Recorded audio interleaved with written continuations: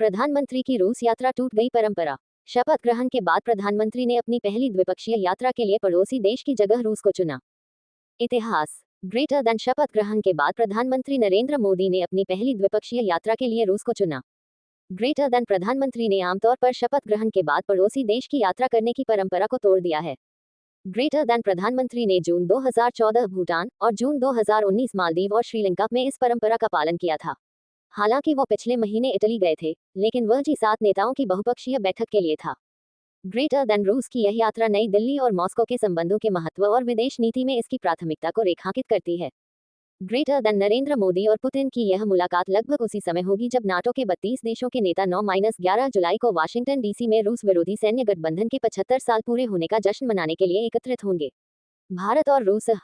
Greater than शीत युद्ध के दशकों के दौरान यूएसएसआर भारत के रक्षा उपकरणों का मुख्य आपूर्तिकर्ता था, और अभी भी भारत के 60 से 70% रक्षा उपकरण अनुमानतः रूसी और सोवियत मूल के हैं।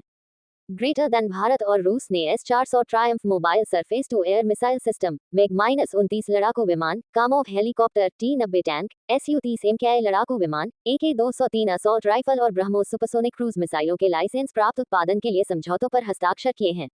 ग्रेटर देन पिछले 25 वर्षों में भारत ने रक्षा उपकरणों की आपूर्ति के लिए रूस से परे, विशेष रूप से संयुक्त राज्य अमेरिका, फ्रांस और इजराइल की ओर देखने की कोशिश की है। हालांकि अभी भी रक्षा क्षेत्र में रूस भारत के लिए एक बड़ा आपूर्तिकर्ता देश है। अंतर्राष्ट्रीय कूटनीति। ग्रेटर देन रूस यूक्रेन युद्ध ने भारत को अपने पश्चिमी सहयोगियों के साथ एक नाजुक कूटनीतिक स्थिति में डाल दिया है। ग्रेटर देन नई दिल्ली ने रूसी आक्रमण की स्पष्ट रूप से निंदा नहीं की है, लेकिन युद्ध के शुरुआती हफ्तों में बुचा नरसंहार की अंतर्राष्ट्रीय जांच की मांग की है और रूसी नेताओं द्वारा जारी परमाणु युद्ध की धमकियों पर चिंता व्यक्त की है।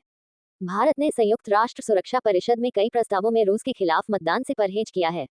ये देखने वाली बात होगी कि प्रधानमंत्री की रूस यात्रा के क्या परिणाम निकल कर आते हैं।